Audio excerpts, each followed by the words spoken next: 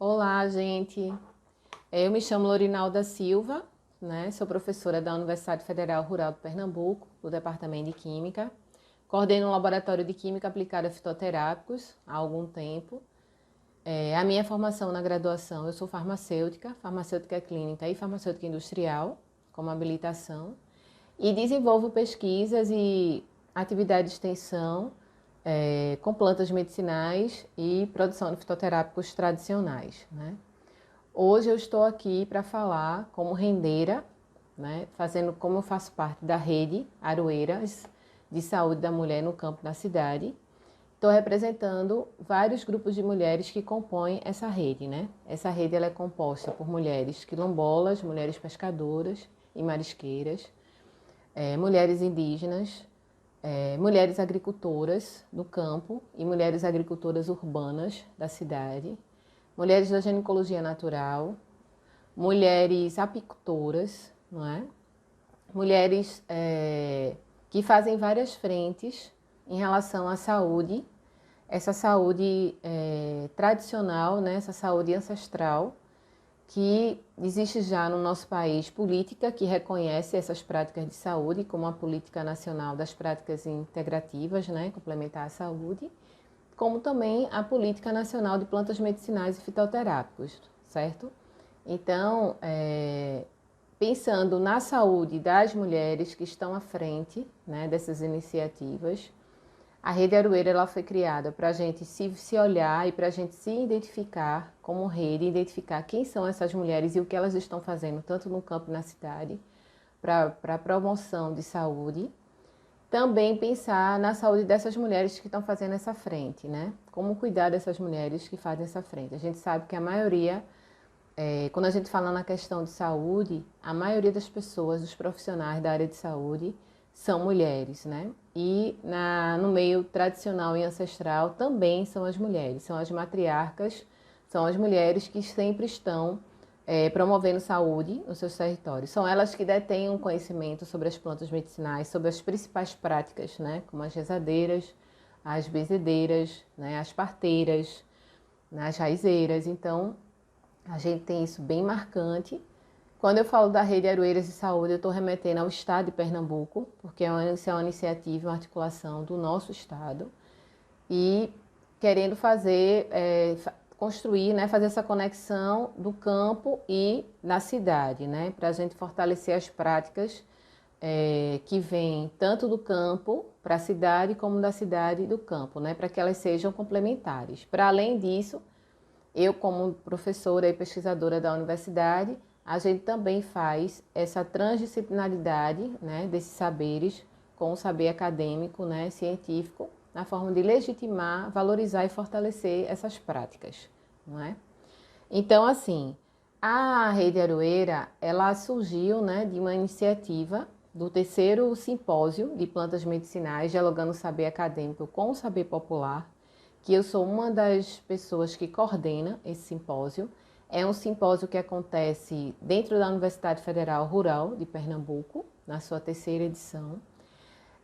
Esse tema que foi desenvolvido, né, que foi sobre a saúde da mulher no campo da cidade, ele aconteceu o ano passado, em outubro, 23 e 24 de 2019, e foi quando, através de várias reuniões preparatórias para que acontecesse o simpósio de plantas medicinais, várias mulheres, né, em torno de mais ou menos 20 mulheres que são lideranças e estão à frente da saúde em seus territórios, no campo, na cidade, elas trouxeram, né, essa possibilidade da gente estar se colocando em rede, estar fortalecendo uma a outra e cuidando uma da outra, tanto nas suas iniciativas como nas suas práticas, né, como também na sua formação, né, ampliando o seu conhecimento, trocando saberes e práticas dentro dessa rede e também conhecendo os territórios e fazendo oficinas e formação, dentre outras atividades, certo? Quando começou a questão do Covid, né, a questão da gripe na Europa, nós, mulheres da Rede Aroeira, já começamos a estabelecer diálogos, né, porque pela possibilidade do vírus chegar no nosso país. Então, Em janeiro aconteceu, né, a quarta edição do Encontro dos Saberes da Caatinga, da qual a gente, como universidade, estávamos lá dando retorno de uma atividade sobre a saúde da floresta, realizada junto com as raizeiras, bezedeiras e parteiras. E foi tratado fortemente nessa edição a questão dos lambedores, dos xaropes e das iniciativas para tratar gripes e resfriados, não é? Então, muitas pessoas que participaram desse evento saíram com essa formação das principais plantas dos territórios, principalmente plantas do semiárido, né, da Caatinga. Dentro desse encontro, tem pessoas do Nordeste inteiro e até de outros países. A nossa colega, né, Silvanete, ela vai falar um pouco mais, porque ela faz parte da organização do Encontro dos Saberes da Caatinga e ela vai estar trazendo uma fala sobre o encontro, né, para contribuir mais sobre essa iniciativa que ocorre já aqui no município de Exu, na Chapada do Araripe, na sua quarta edição. Então, a gente começou a estabelecer esse diálogo com as raizeiras, né? Uma das nossas provocações foi a utilização da quina-quina, que é uma planta que acontece na região norte, né? No bioma Amazônia, mas também acontece no bioma Cerrado e também acontece no bioma Caatinga. A gente tem essa planta, o nome vulgar dela, quina-quina, encontrado em todos esses biomas. Só que a espécie, ela não é a mesma, né? A espécie da região norte é a que é mais conhecida no mundo inteiro, porque ela foi disseminada em vários países, né? Logo no início da colonização no Brasil, quando os jesuítas identificaram, através dos povos indígenas, a utilização da quina-quina para benefício e tratamento da malária, né? E aí essa planta ela foi retirada do nosso continente, da América do Sul, e foi introduzida em outros continentes, né? Como na Ásia, por exemplo, e na África. Então, a quina-quina, ela tem uma substância, no caso da região norte, chamada quinina, né? Uma substância natural, que foi isolada por 2 farmacêuticos na época. E a partir desse modelo molecular, se chegou hoje ao que tem como sintéticas, que são a cloroquina e a hidroxicloroquina, que a indústria, né, tem um impasse, né, sobre a questão do uso dessas substâncias, dessas drogas, para um tratamento da gripe, né, de Covid-19. Bom, a gente do território, como a gente na rede, a gente trabalha sempre trazendo a questão das plantas medicinais, a gente começou a fazer uma consulta ancestral aos anciões e às anciãs dos territórios sobre a questão da quina-quina no semiárido. E nos deparamos com vários relatos sobre o uso da quina-quina para a questão de febre e para a questão respiratória, né? E também nos deparamos com a ameaça de extinção dessas espécies no nosso território, né? A gente fez uma reflexão de 2 motivos, né, dessa questão da extinção da quina-quina nos territórios. Um está relacionado à perda do conhecimento ancestral, porque a cada dia que se passa a gente percebe que os jovens não têm prática de utilizar as plantas medicinais do território, né? E que os nossos anciões estão falecendo e esse conhecimento está perdendo junto com ele. A outra questão é o desaparecimento da própria espécie, né? Das plantas que estão ameaçadas de extinção no semiárido. E isso colocou uma situação para a gente, uma demanda para a rede, da gente estar resgatando esse conhecimento sobre o uso da quina-quina, que foi o que a gente fez atualmente. Nós produzimos um material com resgate da quina-quina no semiárido, né? A forma de uso dela medicinal, ancestral, para fins de gripe e resfriado, tratamento. E também a questão do reflorestamento, da produção de muda dessa espécie, para que a gente possa garantir que as próximas gerações tenham acesso à utilização dessa planta para tratamento de infecções do trato respiratório, né? Que as gripes e resfriados acometem, assim como o Covid-19 também.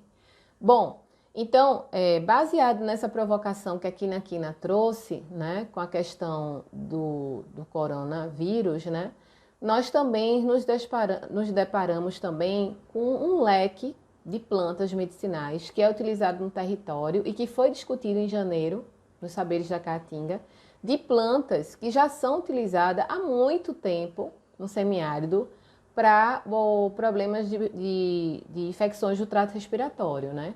Como a emburana de cheiro, o angico, né? O jatobá, a embiriba, né? O velame, o marmeleiro. Então, foram plantas que nós levantamos junto às raizeiras, né? Dos territórios e através desses conhecimentos, nós sistematizamos em forma de card um material e esse material está sendo disponibilizado e divulgado em todo o território, né? Então a Rede Aroeira ela tem um site no Instagram, né? Ela tem um site não, ela tem um Instagram que é @Rede Aroeira Saúde e que lá a gente está divulgando todo o material.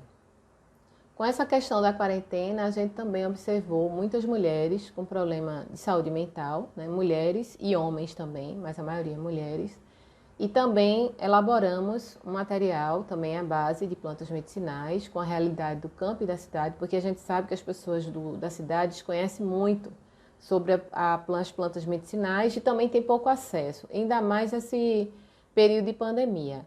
Então a gente tem esse cuidado de estar divulgando, de acordo com a realidade da cidade, as plantas que as pessoas podem estar acessando para fazer o tratamento, tanto na prevenção como tratamento, que a gente está no período de inverno, muita chuva, sobre a questão de gripes e resfriados, né? Na realidade do campo é uma e a realidade da cidade é outra em relação ao acesso a essas plantas, né? Sabendo que a imunidade da gente se dá através da alimentação, né? E nesse momento, a segunda questão que a gente tem que fazer é seguir todo o protocolo de distanciamento e de ficar em casa, né? E que se for sair, no caso de necessidade, né, é essencial utilizar a máscara e manter o distanciamento e toda a questão de higiene, né? Tem que ser mantida. Não colocar a mão no rosto, né? Não estar colocando a mão em superfícies metálicas, né? Fazer toda essa restrição para só sair realmente se necessário, né? Então, uma das ações da gente foi estar levantando esse conhecimento nos territórios em relação à nossa contribuição sobre esse momento de pandemia de Covid. A segunda foi a gente estar produzindo essas informações, né, e escoando essas informações através das nossas consultas nos territórios. A outra ação que nós fizemos foi junto com uma das nossas parceiras, né, que é a Mafitsa, que é a Associação de Manipuladores de Fitoterapia Tradicional, que tem há mais de 20 anos no estado de Pernambuco. Dentre os produtos que a Mafitsa manipula, duas delas estão relacionadas com o semiárido, que é o expectorante de angico e o expectorante de emburana de cheiro, que além de expectorante é broncodilatador. Essas duas plantas elas são encontradas no semiárido, né? São duas árvores, dois arbustos. E esse xarope já é comercializado e já é produzido pela Mafitsa há muito tempo, então a gente já tem muita gente que já usa, né? Eu sou uma das usuárias desses fitoterápicos tradicionais, né? Desse produto tradicional fitoterápico que é produzida pela Mafitsa. E fechamos, junto com a Mafitsa, a produção de 500 lambedores associada à distribuição de máscara no início de março, para as comunidades que fazem parte da rede, junto com as suas antenas, a gente está distribuindo nessas comunidades, né? Então, foram 4 comunidades que iniciaram com essa articulação. Uma comunidade é quilombola, do município de Betânia, né? Que é a comunidade quilombola do Sítio Teixeira. A segunda comunidade é uma comunidade camponesa, que fica no Poço da Cruz, que está localizado no município de Ibimirim, né? Tanto o município de Betânia como o município de Ibimirim, eles estão localizados no sertão do Moxotó. E a questão da assistência à saúde a esses dois municípios é muito difícil, né? Atualmente, a unidade básica de saúde do Poço da Cruz, ela se encontra fechada, né? Sem atendimento. Isso foi um dos critérios, né, que levou a gente a estar selecionando essas comunidades dentro da rede, né? A outra questão, a outra comunidade também é uma comunidade pescador tradicional que está localizada dentro da cidade do Recife, que é a Ilha de Deus, e também a comunidade de Marisqueiras, que está localizada no município de Pojuca, na praia de Maracaípe, né? Então, essas quatro comunidades, nós conseguimos escoar uma produção de lambedores, que são expectorantes e broncodilatadores, e também chegaram a essas comunidades máscaras, né? A gente fez uma média de acordo com a quantidade de família que tinha nos territórios, para que a gente pudesse fazer essa produção. Para a gente conseguir o recurso para essa produção, nós fizemos uma vaquinha, né? E a gente também, a Rede Aroeira, ela se debruçou em cima de alguns editais que foram abertos exclusivamente para o combate emergencial ao Covid, né? Nós escrevemos o primeiro edital, que foi da EDP,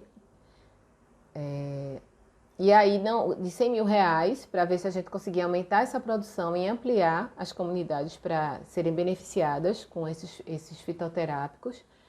Além dos fitoterápicos, também a gente tem como objetivo ensinar a população e trazer para nós as raizeiras e as pessoas que estão à frente desses processos nos seus territórios, para que eles sejam multiplicadores, né, da produção de chá, do reconhecimento dessas plantas no território, para que eles tenham tudo isso dentro de casa no momento que aparecer os primeiros sintomas de gripes e resfriados, já começar o tratamento, né? E também a distribuição de máscara, além de reforçar todo o protocolo dos cuidados de higiene, né? Lavar as mãos, manter o distanciamento, se aparecer alguma pessoa doente na família, manter o isolamento, né? Se agravar, assim como também fazer o teste na plataforma para a gente ter os dados epidemiológicos de possível, né, de uma pessoa ser possível suspeita de Covid-19, né? A gente também está tendo esse cuidado. Também escrevemos um outro projeto do Fundo Casa, também, para que a gente, que está relacionado principalmente para o Nordeste, né, Norte e Nordeste, e também fizemos com essas ações. Além disso, pensamos em estar montando um laboratório de campana para manipulação nessas comunidades, assim como também uma implantação de uma farmácia viva comunitária com plantas essenciais que possam ser utilizadas nesse momento no tratamento dos sintomas de gripes e resfriados, né? Além da emburana de cheiro e do angico, a gente também está trabalhando com xambá e com espinho de cigano, né? Essas duas plantas, elas são expectorantes e broncodilatadoras, né? Bom, a gente também tem atuado, né, em estar trazendo para a comunidade e fazer esse diálogo aqui com a comunidade científica dentro da academia é muito importante, porque a gente percebe que atualmente, com essa discussão e com essa corrida, né, para a questão da vacina e desses tratamentos, a gente percebe que tem muitas opções na natureza de plantas que já são utilizadas há muito tempo, né, no tratamento de gripes e resfriados. E eu me coloco aqui porque eu fiz meu doutorado na área de Química de Produtos Naturais, estudei uma planta nativa, né, no tratamento para tuberculose, de como a academia muitas vezes está distante de valorizar e reconhecer essas práticas seguras, né, num momento atual como esse. Então, eu estou aqui trazendo essa discussão de que nós, a Rede Aroeira, estamos empenhadas em cada vez mais disseminar a utilização das plantas medicinais de forma legítima, já que a gente tem uma política nacional de plantas medicinais fitoterápicas e que não consegue avançar nessa discussão da utilização das plantas medicinais fitoterápicas, assim como a implantação das farmácias vivas no SUS. Eu vejo que o momento é agora da gente estar realmente investindo nos territórios, no fortalecimento do conhecimento ancestral e tradicional da utilização das plantas medicinais, não é? E que a gente tem toda uma biodiversidade diversa, né? Uma biodiversidade com várias plantas para vários fins, e nós temos toda essa ciência, né, ancestral, que muitas vezes é deixada de lado, né, e que a gente tem que aproveitar esse momento e investir, né? Então eu quero agradecer esse momento aqui, de ter essa oportunidade de estar estabelecendo esse diálogo nessa mesa dos saberes e práticas tradicionais, não é? É uma honra para mim estar participando dessa mesa com Silvanete e com Sueli, sabendo que nessa frente de tratamento de saúde a gente tem as plantas medicinais, mas a gente também tem a apicultura, né? O própolis ele está sendo muito utilizado e prescrito como protocolo. Nós na Rede Aroeira estamos fazendo essa orientação do uso de própolis. Sueli vai estar trazendo como essa parte, né, fazer essa discussão e também dizer que a gente tem que estar mantendo, né, todo esse protocolo, esse distanciamento. Se a gente quiser realmente combater essa pandemia, a gente também vai conseguir combater se a gente realmente colocar em prática, né, a utilização das plantas medicinais, não é? E dos fitoterápicos. A gente já tem aqui no estado de Pernambuco várias iniciativas, né, e várias comprovações da eficácia do tratamento e cura através dessas plantas, né? Então, a Rede Aroeira está à disposição, né? Eu já falei que vocês podem entrar em contato com a gente através do Instagram, né? @Rede Aroeira Saúde, para a gente estar esclarecendo e trocando e fortalecendo os saberes e práticas nessa época de pandemia. Olá, eu sou Silvanete, tenho 44 anos, sou mãe de 4 filhos, moro aqui na Serra dos Paus-d'Oias, Exu, Pernambuco, na Chapada do Araripe. E para mim é um prazer participar desse congresso, fazendo parte da mesa, principalmente porque a gente vem para trabalhar os saberes e as práticas dos conhecimentos tradicionais. É um momento muito importante para trazer essa vivência, para compartilhar esses saberes, e para mim é uma honra compartilhar esses saberes esses que não são só meus, saberes esses que são do povo, faz parte do povo, e conhecimento que vem sendo passado de geração a geração. E aí fazer parte desse compartilhamento numa mesa como essa tão importante, para mim é um prazer. Então, aqui na minha cidade ainda não tem nenhum caso de coronavírus. Porém, nós, desde o momento que iniciou o processo de quarentena, nós também iniciamos um processo de levantamento,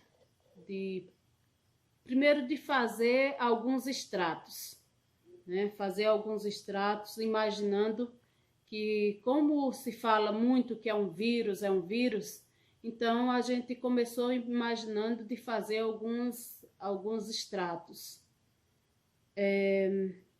Mas tudo se aprofundou muito quando um dia eu estava em casa e a professora Lorisvanda passou um áudio, uma mensagem pedindo ajuda para a gente estar compartilhando qual o benefício e o que a gente fazia com a quina-quina, né? Então, o que as famílias aqui, como que as famílias utilizavam a quina-quina no seu dia a dia. E aí ela começou explicando que fazia parte de uma rede a rede de Aroeiras Saúde da Mulher. Então, nesse sentido, estava fazendo essa coleta de dados. E aí, também para enfrentar o coronavírus lá no seu espaço. E foi a partir daí mesmo que nós aprofundamos na busca de outras plantas. Principalmente porque percebemos que cada região tem uma realidades diferentes. Nós temos um Brasil grande e diverso. E foi nessa busca que, em um primeiro momento, nós fizemos o levantamento de 17 plantas. Plantas essas que as pessoas utilizam no seu dia a dia, seja quando está gripado, seja quando está com processo de sinusite, ou com dor de barriga, ou com anemia, ou com problemas respiratórios. Então, todas essas plantas a gente fez o levantamento e fomos trazendo e anotando. E aí fomos trazendo também as especiarias junto. O cravo, a canela, o gengibre, né? Então, todas essas plantas na nossa lista fomos levantando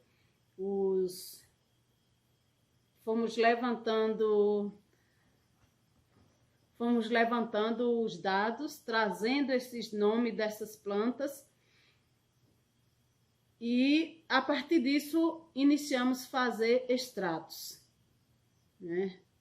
Fomos iniciando fazendo extratos, mas também já fomos divulgando para algumas outras pessoas, aí se preparando, aí buscando, aí atrás, onde tinha quinaquina, onde tinha angico, né? Então, aonde tinha o jatobá. Então, tudo isso a gente foi fazendo no grupo, através do Zap, fomos passando mensagem e já orientando as pessoas que dava para a gente ir se preparando e fazendo. Principalmente aqui a gente está optando principalmente para o extrato, uma vez que se orienta muito tomar chá quente, tudo quente. Então o extrato para a gente é bem interessante, porque quando você, se for para precisar tomar, dá para você esquentar um pouco de água e colocar o extrato dentro e tomar. Então se torna muito prático. E aí toma como se fosse um chá. Então foi a partir disso que nós fomos nos organizando, e no dia 24 de março eu recebi uma mensagem de uma colega do Rio pedindo ajuda numa orientação de como poderia fazer, o que poderia fazer, que chá poderia utilizar para alguns sintomas que ela estava sentindo, que era do corona, e havia feito o exame e tinha dado positivo. Então, qual era o chá que ela poderia tomar, uma vez que os médicos só tinham passado o paracetamol para dor de cabeça, ou se ela sentisse febre. Então, nesse momento, foi quando eu disse a ela: chá de alho, faz chá de alho e toma. E aí já fomos dizendo, então faz chá de alho, usa cravo, canela, e aí a gente já foi orientando para ir fazendo o uso dos chá no dia a dia. E também fomos orientando a questão dela ir tomando bastante suco de laranja, limão. Então já fomos orientando, principalmente porque é vitamina C. E também fomos chamando a atenção para a questão da alimentação, para organizar e aumentar a imunidade. Então eu fui acompanhando e fazendo essa orientação. E aí, depois que ela entrou em contato, esse número só foi aumentando. Por que ela entrou em contato comigo? Porque eu faço parte também aqui na Chapada do Araripe, todos os anos. Esse ano foi o 4º encontro, Encontro de Saberes da Caatinga, né? Encontro de Saberes da Caatinga, raizeiro, benzedeira e parteira, e prática de cura. E aí esse encontro é um encontro muito rico, porque vem pessoas de várias regiões, de vários estados, e vem pessoas até de outros países e participa desse encontro. Então a gente termina criando um leque muito grande de pessoas que no dia a dia termina se transformando em uma família muito grande. E é exatamente essa família que começou a engrossar, digamos, a corrente, o cordão. Hoje eu estou com 20 pessoas, né, acompanhando. Das 20 pessoas, 14 já receberam alta, né? Então, antes elas passavam mensagem todos os dias para dizer como era que estava, ou como, se tinha algum problema maior, o que poderia fazer. Todos os dias, de manhã eu passo mais ou menos umas 3 horas, da hora que eu levanto, para responder áudio, responder dúvida e orientar a questão das infusão. As pessoas fazem bastante inalação, essas coisas tudo. E à tarde, novamente, mais 3 horas à tarde, fazendo a orientação. A gente orienta muito. O que mais as pessoas vêm utilizando agora, que são as pessoas da cidade, cravo. Nos primeiros sintomas do coronavírus, nós estamos utilizando cravo, canela, imbiriba, anil estrelado, alho, cebola, marcela. Em algumas regiões a gente conseguiu usar marcela, pimenta, mas também vem utilizando o chá da folha da manga para fazer infusão, mas também para tomar, fazer inalação, mas tomar também. E vem utilizando o chá da folha da goiaba para quando a pessoa está dormente. Então, esse é um dos relatos também, que quando a pessoa está, algumas pessoas positivadas, termina relatando dormência. E para dormência a gente vem orientando a tomar o chá da goiabeira, da folha da goiabeira, para circulação sanguínea. E também vem orientando o uso do óleo de hortelã.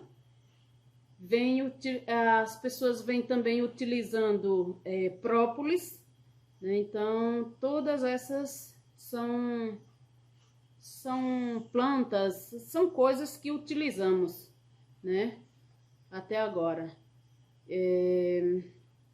Na prevenção, nós estamos orientando aqui as pessoas utilizar a quinaquina, quem tem sinusite. Então aqui na minha cidade, o pessoal vem muito entrando em contato assim, eu tô com sinusite, então o que fazer? Então a gente começou a perceber que aqui, como ainda não está não tem casos confirmados de corona, então o que é a nossa preocupação agora no momento? Trabalhar um pouco a prevenção, no sentido assim, o que está sentindo que já é das vias respiratórias que a gente poderia estar melhorando essa respiração. Ao mesmo tempo, como as pessoas podem se alimentar para poder trabalhar um pouco o equilíbrio dessa imunidade, da imunidade no corpo. Uma outra orientação que nós estamos fazendo aqui na cidade é que as pessoas precisam largar um pouco o telefone ou a televisão, parar de olhar os números, que a gente diz assim, os números ficam lá para quem trabalha com estatística. A gente não tem nada a ver com isso. Não no sentido de dizer que quem está morrendo, a gente não tem nada a ver, mas é no sentido de dizer que é necessário olharmos para a nossa família, percebermos o que podemos fazer e, ao mesmo tempo, proteger melhor essa saúde do corpo para se preparar para quando chegar. E, ao mesmo tempo, dizer, quando ele chegar, como você pode estar agindo, né? O que você pode estar fazendo. Então, a grande preocupação nossa aqui na nossa cidade, que aí a gente pode dizer que é nossa cidade, porque hoje a gente vem fazendo um trabalho a nível de município, utilizando o Zap para passar várias mensagens, conseguir falar com o prefeito para socializar com ele o que eu estou fazendo e acompanhando outras pessoas em outros estados. E aí, a partir disso, a gente está utilizando live. Vamos estar utilizando uma live para estar orientando a população de como se mobilizar nesse primeiro momento. E quando for o segundo momento, que é quando aparecer pessoa contaminada, o que fazer? Porque o que a gente mais percebe é que a sociedade em si, ela está em pânico. Ela está em pânico, com medo, é como se dissesse assim, o bicho está vindo e eu não posso fazer mais nada. E o que nós estamos fazendo é exatamente isso, é trabalhar a consciência ou trabalhar as pessoas para que elas consigam ter, digamos, mais uma paz, uma segurança. E aí, esse é o momento que eu sempre digo, esse é o momento de nós lembrarmos da importância da medicina natural, a importância do ensinamento da vovó, a importância dos conhecimentos ancestrais, né? E isso que fez a gente buscar tudo isso e trazer e estar socializando com todas as pessoas, principalmente por compreender, porque isso tentamos ir buscar, que todas as pandemias elas têm um pouco de aparência na forma como ela se manifesta. E o que a gente percebeu é que o que elas têm mais em comum é que quando o corpo está equilibrado, o corpo tem mais força para lutar pela vida. E é exatamente isso que nós estamos oferecendo agora nesse momento, socializando.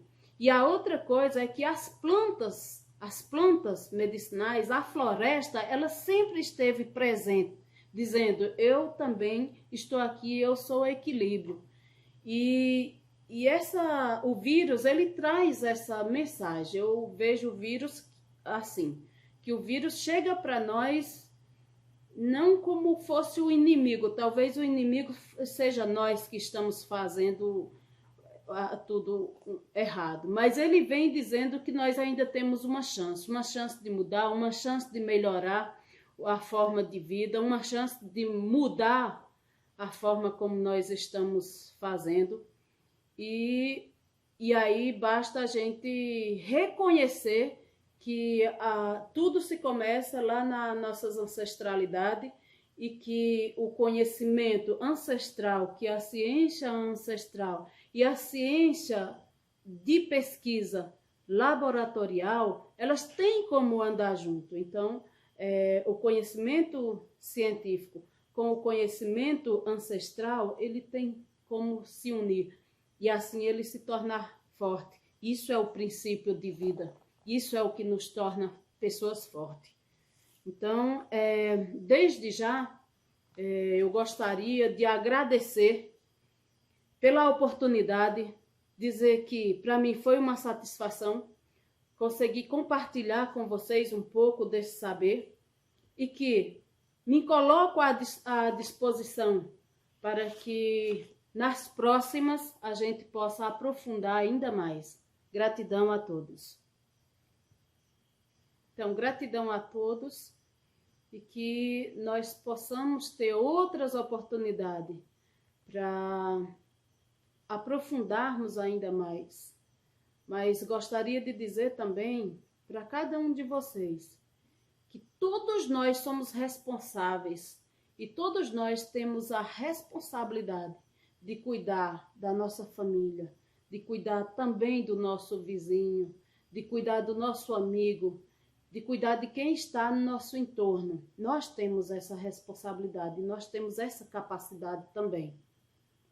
Mas nós também não temos o direito de colocar ninguém em risco. Então, nesse momento que não se tem, que o próprio corpo não tem uma defesa formada e que o corpo não está tão fortalecido para enfrentar o vírus, esse é um momento essencial de estar no isolamento, de fazer o isolamento, de quando sair, usar a máscara. A máscara ainda nos ajuda bastante. Então, todas as orientações que são feitas, isso é fundamental que a gente consiga fazer. Tem pessoas que dizem, eu não sei como ajudar. Só o fato de você se cuidar, você já está ajudando a outra pessoa. Só o fato de você saber que é responsabilidade sua cuidar-se, botar a máscara, cuidar-se de si mesmo para não se contaminar, você já está fazendo a sua parte. Não podemos deixar que os nossos irmãos morram pela sua irresponsabilidade, porque muitas das mortes que acontecem é irresponsabilidade nossa quando não assumimos a nossa responsabilidade também.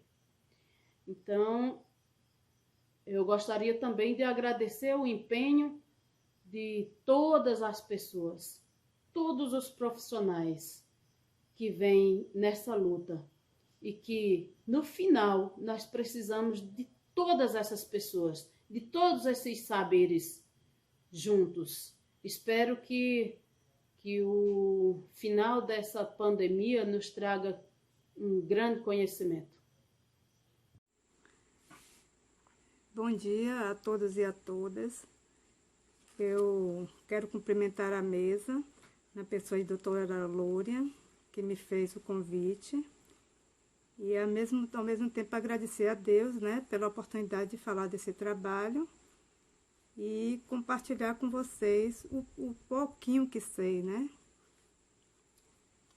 Tentando assim contribuir para esse momento de pandemia do Covid, com os saberes e fazeres das comunidades nessa época de pandemia. Então, eu sou criadora, né, e tenho também um trabalho de associativismo, né? Esse trabalho começa... mas deixa eu me apresentar, né, gente, que eu não me apresentei ainda. Meu nome é Sueli Sampaio, eu sou moradora da comunidade do Matange, no município de Vera Cruz, Ilha de Itaparica, Bahia. Eu hoje resido mais aqui no sítio, né, uma comunidade de pescadores e de marisqueiras, né, pescadores artesanais, que fica em frente à ilha de Matarandiba, uma comunidade muito humilde e, por isso mesmo, pouco habitada e ainda preservada, sob muitos aspectos. Quase todos os nossos meliponários, onde a gente desenvolve os trabalhos, é nessas áreas de populações historicamente excluídas, né? Principalmente com ênfase em mulheres e jovens. E para isso, em 2007, nós fundamos a Associação Sol Nascente, que é uma associação que se habilita, né, a educar, capacitar e gerar renda para essas famílias que estão em situação de risco. E nós temos trabalho em 3 territórios, no território metropolitano, no território do Recôncavo e do Baixo Sul, em 15 comunidades. Bem, eu vou tentar aqui, assim, a nossa missão, né, maior, né, é tentar contribuir para o desenvolvimento, né, sustentável, como criadora e como uma das fundadoras da Sol Nascente. Eu estou na condição de presidente hoje. Então, nós queremos o quê? A melhoria econômica e social, né, da nossa comunidade, o fortalecimento da agricultura familiar e tentando trazer tecnologias inovadoras, né, e desenvolver produtos de qualidade, tanto para oferecer como alimentação escolar, como para oferecer através do PAA, do Programa de Aquisição de Alimentos, a pessoas em situação de risco, famílias em situação de risco, através do CRAS e de outras entidades, como também tentar fazer com que não se perca, né, determinados saberes, né, e fazeres das comunidades tradicionais. E aliando isso a novas tecnologias. Bem, um desses projetos, desenvolvemos projetos na área de alimentos, com polpas, com temperos prontos, com coco ralado, embalado a vácuo, aipim embalado a vácuo, né? Tentando utilizar os produtos que temos em maior quantidade aqui, que são as frutas e esses que já citei. Bem, só que assim, o xodó é a apicultura e a meliponicultura. Desde 2007, eu já tinha 2 anos que tinha chegado aqui na ilha, e eu comecei a ver que tinha vários tipos de abelha que eu não conhecia. E eu sempre fui assim fascinada, né, pelo trabalho das abelhas, pelo trabalho comunitário que as abelhas desenvolvem. E aí eu chamei a antiga EBDA, que hoje é Bahia-Té, para identificar essas abelhas, e aí começamos uma série de capacitações, que já estão em quase 30 capacitações, identificamos algumas famílias e começamos a trabalhar no intuito de mobilizar a comunidade, sensibilizar para esse projeto. Em 2012, nós concorremos a um edital do governo do estado da Bahia, que na época era a Secretaria de Agricultura, hoje passou para a Secretaria de Desenvolvimento Rural, e conseguimos ganhar um edital em parceria com o BNDES, para empreendimentos econômicos solidários, né? E aí estamos construindo a Casa do Mel, para beneficiamento de mel e de seus produtos, e hoje a gente está na fase de adequação da DAB, as exigências que a DAB pediu, e lutando aí com o governo para que se torne possível, né, que a gente conclua essas construções. Nós já temos 4 anos construindo. Mas um dia a gente chega lá. Né? A certificação já está toda pronta, todo o processo de rotulagem dos nossos produtos do mel já está tudo certinho. Foram inclusive subsidiados pelo governo do estado também, através de projetos especiais. E toda a parte de nutricional, tudo já foi feito. E nós estamos assim, só mesmo faltando a certificação final, porque só libera depois que se dá a conclusão da construção.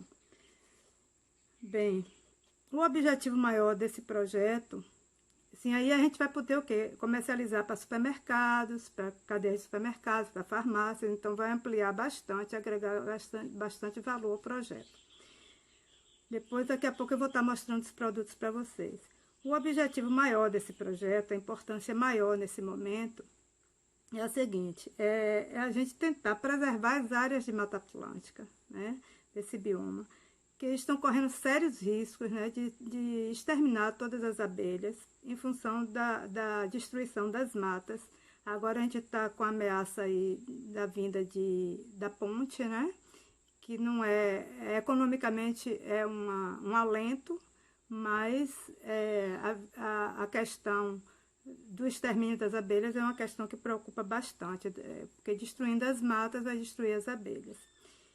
E a gente sabe que Einstein já nos disse que se as abelhas forem exterminadas, né, da face da Terra, o ser humano só dura 4 anos, porque elas são responsáveis pela polinização, né, da maioria de nossos alimentos. Então, se isso acontecer, nós estaremos em risco, né, em sérios riscos de exterminar a própria humanidade. Então, a gente promove em especial a criação racional de abelhas uruçu. a Melipona scutelaris, e da abelha jataí, que são as que a gente tem maior quantidade aqui. Tem mais de 300 espécies de abelhas, na verdade, quase 400, acho. Mas ainda não estão totalmente identificadas aqui, a gente não conseguiu identificar mais abelhas. Eu sei que tem muitas ainda para serem identificadas, mas ainda só conseguimos, assim, mesmo criar racionalmente as uruçu e a jataí. Deixa eu ver aqui, porque a experiência é pouca, nunca fiz live na minha vida, é a primeira vez. Então, daqui a pouco também eu vou ver se a gente ainda consegue mostrar uma caixa, mostrar uma colmeia, um enxame, né, abrir para poder vocês verem como é que é. Bem, essa cadeia produtiva, ela se inicia, né, basicamente no amor pelas abelhas, né, em especial essas abelhas nativas indígenas. A Apis é uma abelha que ela é uma abelha que vem de fora, ela vem, faz a miscigenação aqui no Brasil, né, com a italiana. Ela é africana com a italiana. E ela ela é uma melhor produtora, né, de mel, bem melhor do que as nativas. Mas as nativas são as nossas abelhas, né, da nossa Mata Atlântica, de outros biomas também, né, cada bioma tem as suas abelhas. E com certeza nós temos a obrigação de estar preservando, né? E também é a criação racional dessas abelhas não implica em EPIs muito sofisticados, né, em equipamentos sofisticados. Elas não são agressivas, né, no máximo elas dão umas beliscadinhas, principalmente se você bater na caixa, aí elas não gostam muito, mas no geral elas não atacam. Quer dizer, não tem o ferrão, né? Então não pode atacar ferro-ar, ela só belisca um pouquinho.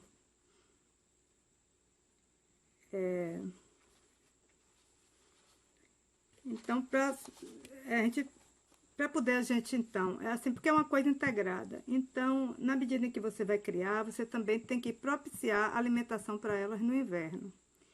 Então, a gente dispõe de um xarope que a gente faz com erva cidreira, com capim-santo, que a gente alimenta elas no inverno. Só que a maioria dos criadores não quer ter esse trabalho nem a despesa, né? Porque exige açúcar, essas coisas. Então, termina que não alimenta e elas morrem. Se não alimentar, elas morrem dentro da caixa. Então, a gente tem que também supri-las no inverno. E para isso a gente tem que dispor de uma coisa que se chama um pasto apícola, né? Um pasto para que elas possam cear, para que elas possam estar tirando o pólen e o néctar que elas precisam, tanto para a sua sobrevivência, como também para a nossa alimentação. Então, nesse pasto apícola, a gente está iniciando um banco de sementes e de mudas, né, para que a gente possa oferecer aos criadores. Nós em 2012 implantamos 10 meliponários e agora vamos implantar mais 8 meliponários. Já estamos com as caixas compradas, é um outro projeto que é do Bahia Produtiva, do Governo do Estado com o Banco Mundial. E vamos também estar possibilitando o plantio, né, de espécies que têm várias floradas no ano, que não florescem só na primavera.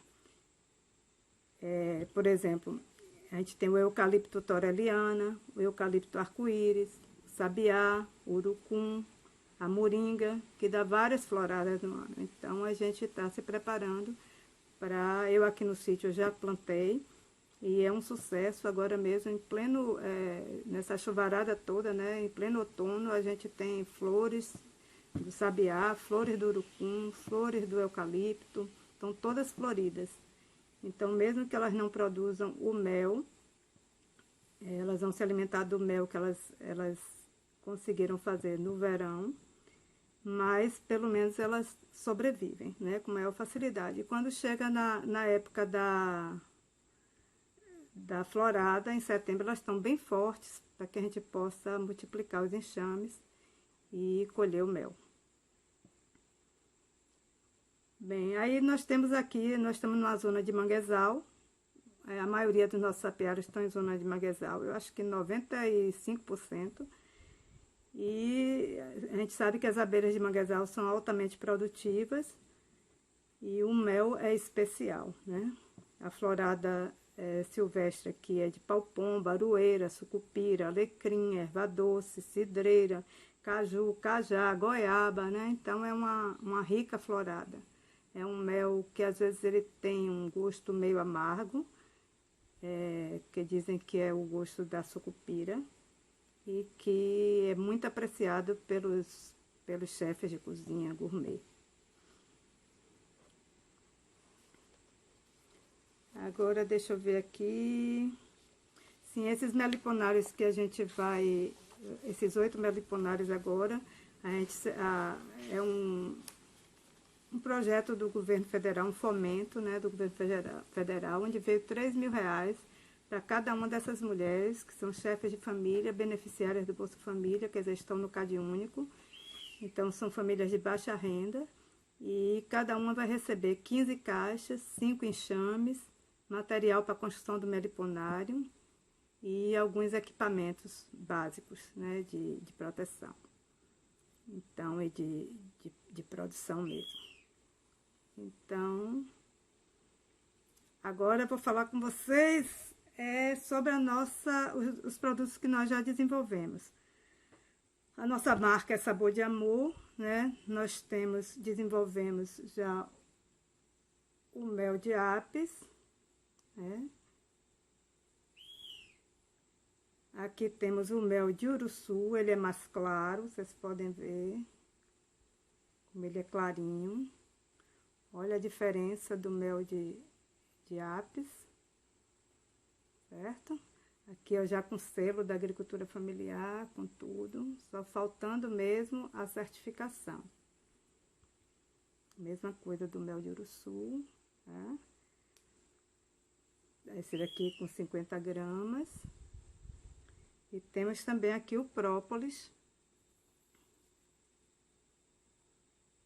o extrato de própolis. Esse é o gel própolis, mas nós temos também o própolis da apis, que chama própolis, né? E que fazemos o extrato.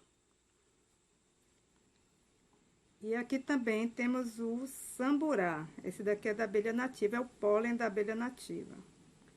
Vou mostrar para vocês. Isso aqui é altamente energético. Falam que depois da geleia real, no caso da apis, que é o que é mais, é o alimento das abelhas, do produto das abelhas que é mais completo. Samburá. Esse é da abelha nativa. E tem o pólen, aqueles que são em grãozinhos, que as abelhas coletam, né? E levam para a colmeia, e aí tem um dispositivo onde elas deixam aquele pólen na entrada, ele é desidratado e vendido. Tem algumas associações, tem uma associação no sul da Bahia que se dedica a isso. Esse do samburá, ele é bem ácido, né? E é muito elogiado pelo seu valor energético, né? Principalmente os homens se interessam bastante por ele.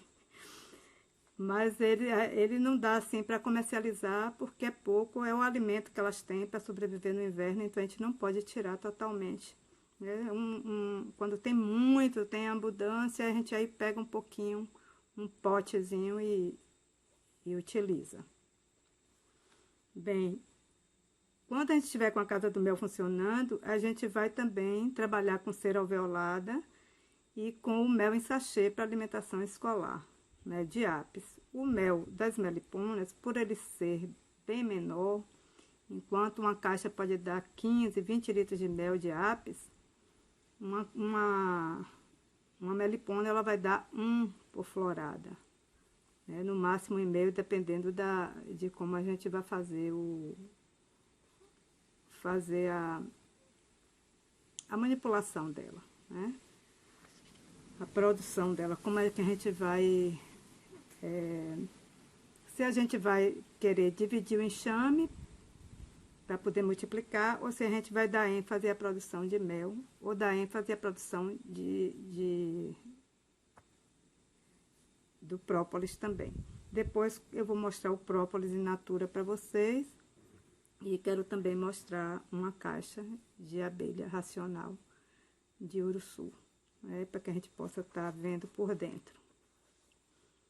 Bem, estamos desenvolvendo, a gente está querendo ver se até dezembro a gente está tomando curso. Tem 3 associadas, eu sou uma delas, que a gente está fazendo um curso online de saboaria artesanal, onde a gente está desenvolvendo sabonetes à base de mel e de própolis, hidratantes, esfoliantes corporais, labiais, né? Velas para ambiente, velas para massagem, tem aqueles produtos para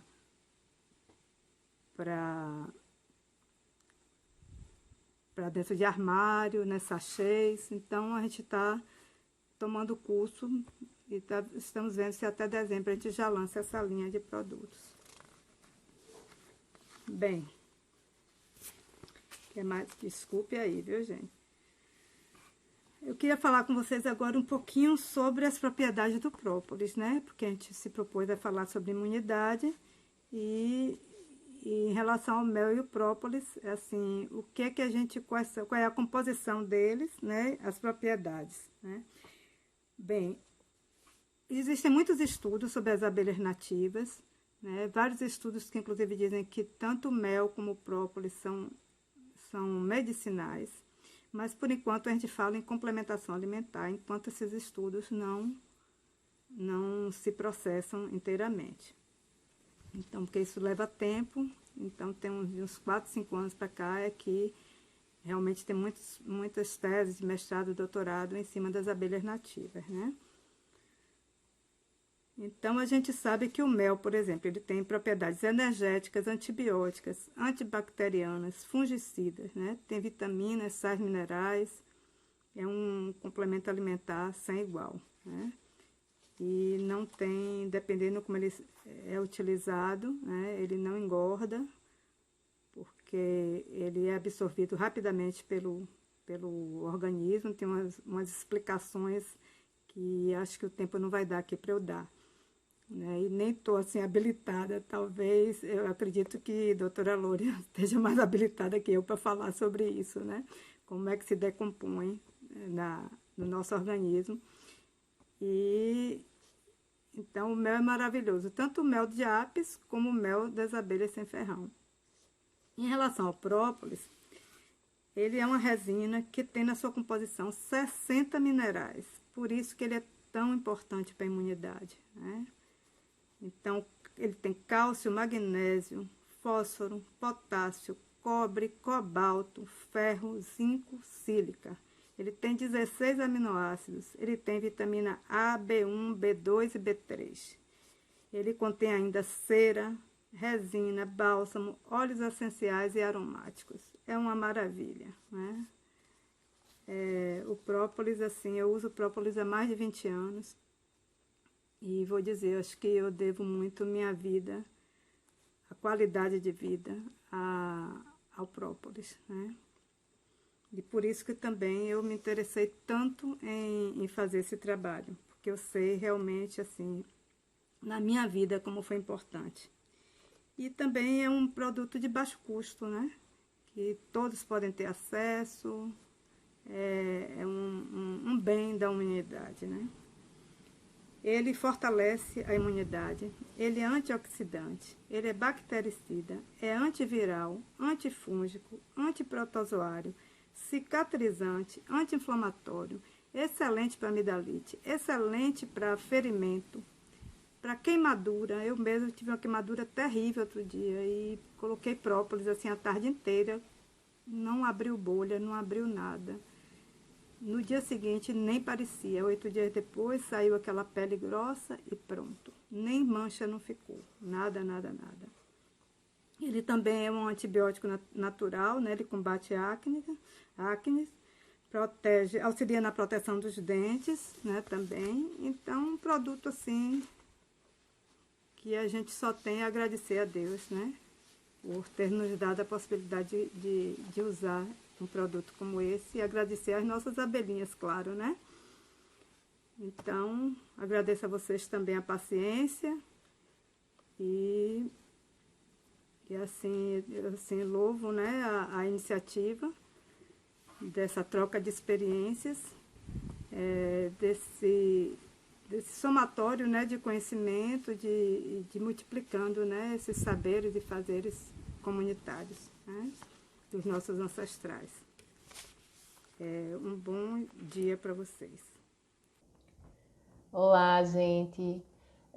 Eu estou aqui para sistematizar, né, e fazer algumas considerações finais sobre a mesa, né? A mesa intitulada Saberes e Práticas do Conhecimento Tradicional na Prevenção e Tratamento dos Sintomas da Gripe do Covid-19 no campo e na cidade, né? Primeiro eu quero agradecer a Sueli Sampaio, apicultora, né, daqui da Bahia, de Salvador, da Ilha de Taparica, e também a raizeira, né, Silvanete Lerner, pelas contribuições, né, na fala delas, que as falas das duas foram bem estimuladoras, né, para mim, para fazer essas considerações, que eu vou estar colocando agora, né, e também, de alguma forma, fazendo uma relação com as ações da Rede Aroeira, né, de Saúde da Mulher do Campo da Cidade, da qual eu e Silvanete fazemos parte, né? E também, na Rede Aroeira, nós temos também a presença das apicultoras, né? Então, Sueli, de alguma forma, ela está representando as apicultoras da rede. Então, para iniciar a minha fala, as minhas considerações, eu gostaria de começar com uma fala de Silvanete, né? Na qual ela traz vários elementos em relação à utilização das plantas medicinais no território e de como ela vem dando assistência e tratando pessoas com Covid-19, né, positivo, e de como a evolução dessas pessoas saíram desse quadro, só fazendo tratamento com as orientações que Silvanete tem realizado para essas pessoas com a utilização das plantas medicinais, não só as plantas medicinais do território, do bioma lá da Chapada do Araripe, que é um bioma bem diverso, né? Tem Cerrado, Mata Atlântica e Caatinga, mas também utilizando o alho, o gengibre, né? Que são plantas de fácil acesso na cidade, né? E também fazem um esclarecimento que Silvanete, o que ela vem fazendo como raizeira na região, é uma prática que já está na família dela há muitos anos, vem de várias gerações, a utilização das plantas medicinais. E quando a gente vai visitar a Política Nacional de Plantas Medicinais e Fitoterápico, a gente vê que isso é uma prática legítima, né? Se a gente fizer a consulta das RDCs 13, por exemplo, e a RDC 26, a gente vê na RDC 26 que essa prática de estar orientando a utilização de plantas medicinais e fitoterápicos, ela não depende da presença do médico para isso, não é? Então, atualmente, e pode-se dizer que de uns tempos para cá, mesmo com a política nacional, né, que foi aprovada em 2007, 2006, a gente tem ainda um investimento, né, e um olhar ainda muito, como eu posso dizer, tímido, né, em relação à utilização das plantas medicinais e dos fitoterápicos por parte dos profissionais da área de saúde. Mas quando você se depara, quando você frequenta as comunidades da periferia na cidade e você frequenta as comunidades tradicionais, né, nos territórios, nos povos das águas, da floresta e do campo, a gente consegue perceber a utilização dessas plantas com muito mais valorização, fortalecimento, empoderamento e apropriação do conhecimento do uso das mesmas, né? Mesmo a gente percebendo que as novas gerações nos territórios tradicionais, elas estão perdendo um pouco esse elo, esse link com essas práticas, né?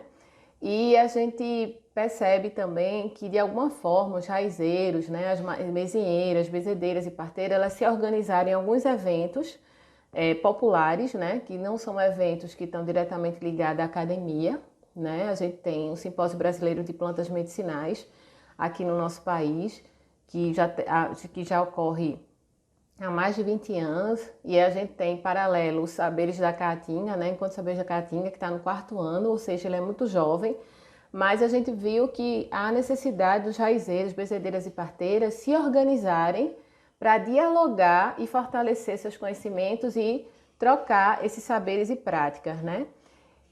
E a gente percebe o distanciamento, né, por exemplo, do Simpósio Brasileiro de Plantas Medicinais em relação a essa prática do Encontro Saber da Caatinga. Então, eu como academia, que frequento o Simpósio Brasileiro de Plantas Medicinais e também sou frequentadora do Encontro Saber da Caatinga, eu percebo que está faltando a gente fazer essa aproximação para que a gente possa chegar em um entendimento de como é que a gente pode estar dando uma unidade, né, a essas práticas e saberes de forma mais efetiva, né?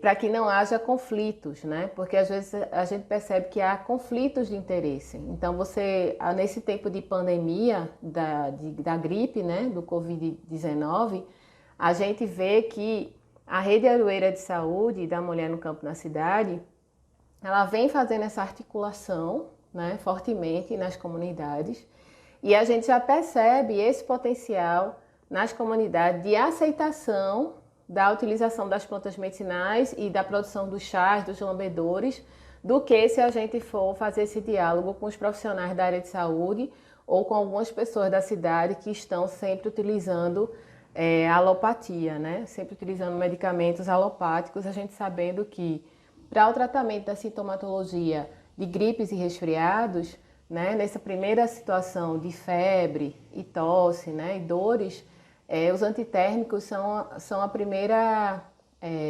prescrição, né, para isso. E quando a gente faz o uso das plantas medicinais, a gente sabe que um chá, um fitoterápico, existe um complexo, né, de substâncias ali que estão em equilíbrio e que elas atuam de forma moderada, né, não tão drásticas, e realmente existe um efeito e um tratamento desses sintomas, né? Não é crença, existe uma ciência, né? Eu sou doutora na área de Química de Produtos Naturais, trabalhei fazendo isolamento, inclusive desenvolvendo tecnologia de produção de fitoterápicos, né? Que é um futuro fitoterápico com tratamento de tuberculose, que ainda está em andamento a pesquisa.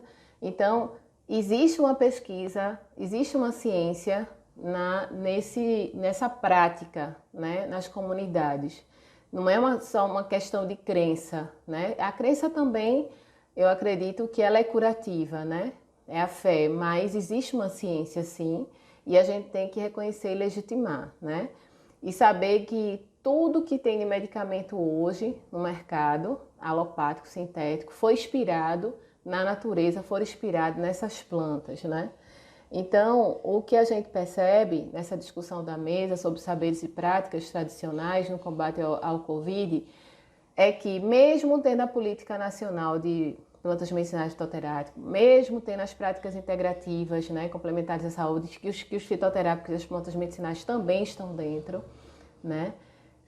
Mesmo tendo as resoluções, né, como a RDC 13 de 2013, a RDC 26 de 2014, a gente ainda está muito distante, né? A gente, quando eu falo, eu estou me referindo ao Ministério da Saúde, eu estou me referindo à Organização Mundial de Saúde, né? Eu estou me referindo a essa saúde que o Estado ele tem que oferecer para toda a população. Então, a gente está muito distante do que acontece nos territórios, a gente está muito distante da nossa biodiversidade, que ela tem um potencial muito grande, a nossa flora, de tratamento de saúde e de promoção de saúde. A gente não está ainda alinhado, são realidades diferentes, nós temos hoje duas realidades diferentes. A gente tem a realidade do tratamento de saúde da cidade, que são para alguns, e a gente tem o tratamento de saúde, né, tradicional, que a gente consegue abranger mais pessoas que não, por questões de poder aquisitivo, por questões de não ter como comprar ou ter acesso a esses medicamentos, ou essa saúde não chegar nos territórios, né, da forma que deveria chegar. Eu quero fazer algumas considerações, que a gente também tem o entendimento, nós temos o entendimento do seguinte, que Se a nossa saúde, né, convencional, né, ela quando chegasse nos territórios, que isso um dia já aconteceu, isso um dia foi realidade para a gente aqui no Brasil, de chegar nesses territórios e já identificar as raizeiras, as bezedeiras, as parteiras nas comunidades, né? Nos povos das águas, nos povos da floresta, do campo, inclusive na periferia. Quem são essas pessoas que praticam já essa saúde com plantas medicinais e estabelecer esse diálogo para que essas pessoas elas possam estar fazendo a sua contribuição, né? Que seja legitimado isso dentro da nossa saúde, porque na hora H, no momento de sufoco, como está acontecendo agora da pandemia, que a gente não tem como estar, não existe uma cura para a gripe, né, do Covid-19, a gente está num momento que não tem leitos, mas na Rede Aroeira a gente tem várias mulheres, né, como a pessoa de Silvanete, eu também tenho feito algumas orientações, que a gente tem feito esse trabalho de ficar em casa e fazer tratamento e acompanhamento todo em casa.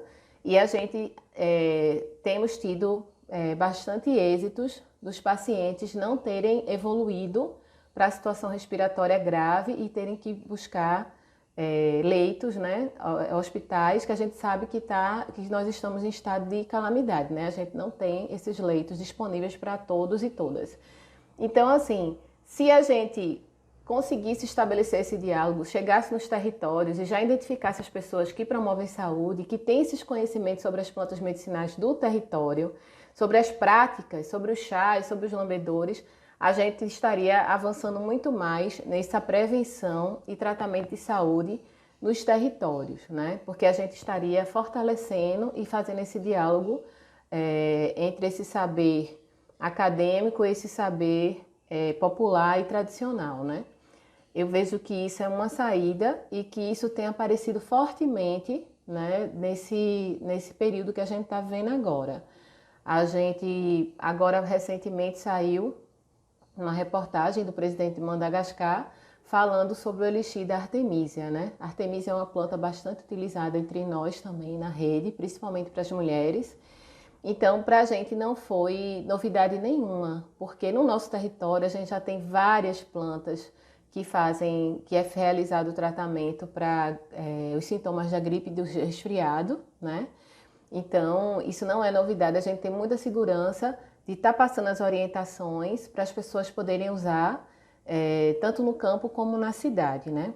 Isso é uma das considerações que eu gostaria de deixar aqui, é dizer que a gente nós não temos nenhuma medida, né, que possa fortalecer e valorizar essas práticas da forma que deveria ser, né, da forma que ela já é, porque é uma realidade nossa, já a legitimidade dessas práticas, né?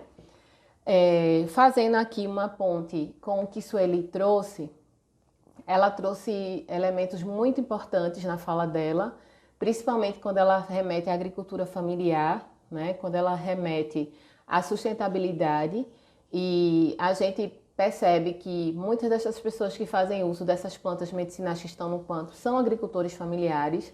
Então, se a gente tivesse uma política, a política a gente já tem, né? Mas ela não é efetivamente colocada em prática, que dialogasse, a gente teria uma renda na questão da produção dessas plantas medicinais de qualidade, né, de boas práticas de produção.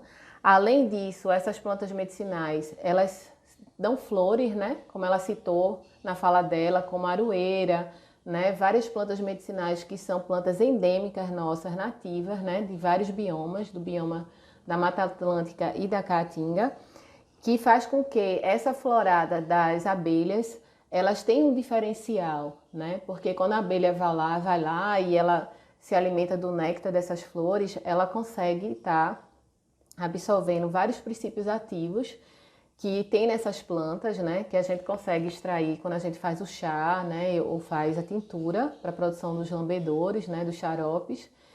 E a abelha, ela consegue, de alguma forma, transformar isso, metabolizar esses princípios ativos, potencializar, e a gente consegue ter tudo isso na produção tanto do mel como do própolis e do gel própolis, né?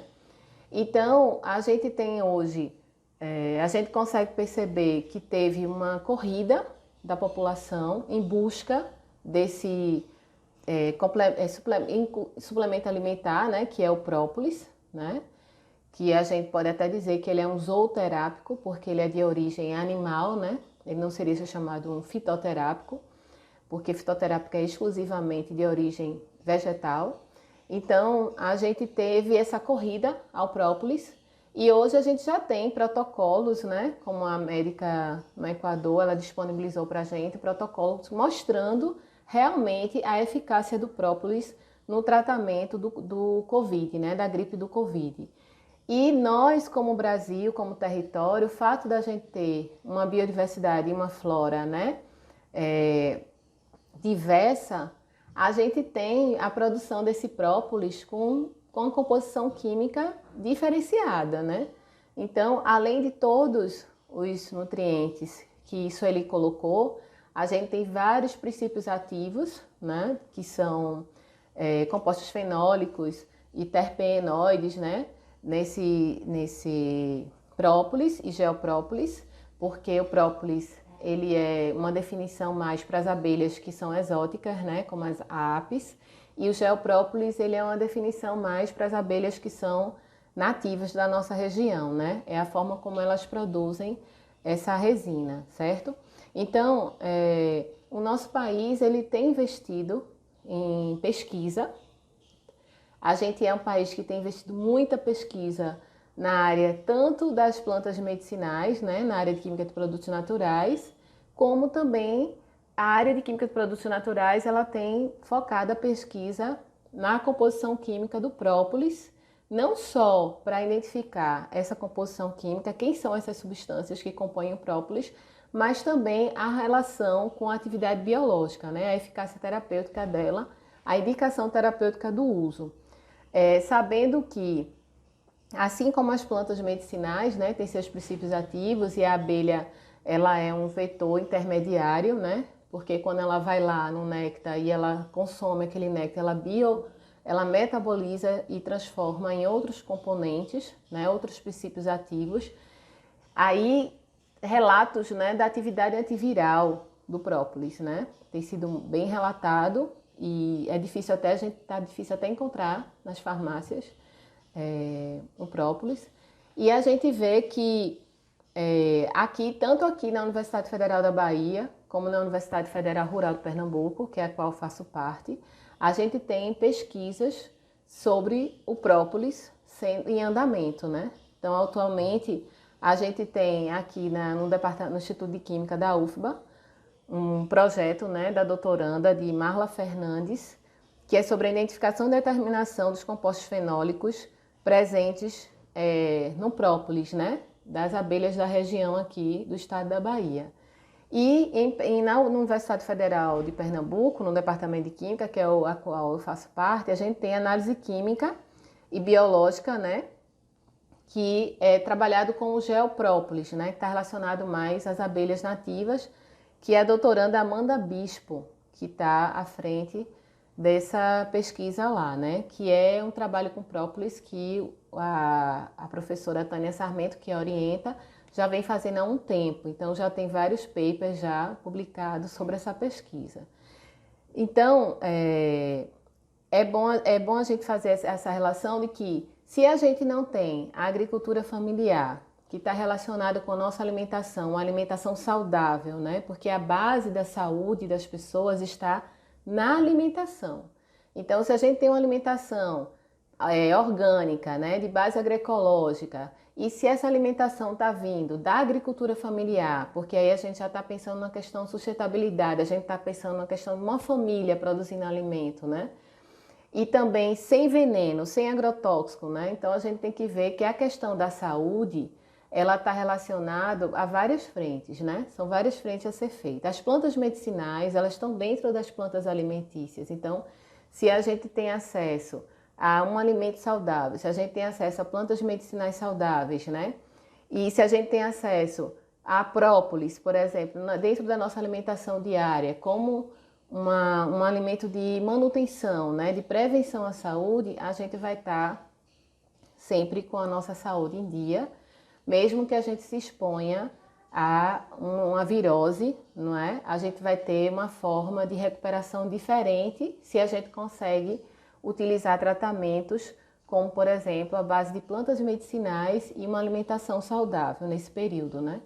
Então, essa mesa, ela foi muito importante para essa discussão nesse momento de pandemia, porque ela trouxe para a gente todos esses elementos de saberes e práticas que geralmente são as mulheres que estão à frente dessas práticas, né? Como vocês viram aqui, como a agricultora, apicultora Sueli e a agricultora, né, e raizeira Silvanete, né, da Chapada do Araripe, trouxeram para a gente essa discussão e também deixar aquele recado, né, de que se a gente não continuar em casa, mantendo o nosso confinamento, sair só quando necessário e quando sair, utilizar máscara e fazer todos os cuidados, né, que se deve fazer de distanciamento, a gente não vai estar avançando em sair desse quadro, né, de pandemia que a gente se encontra hoje.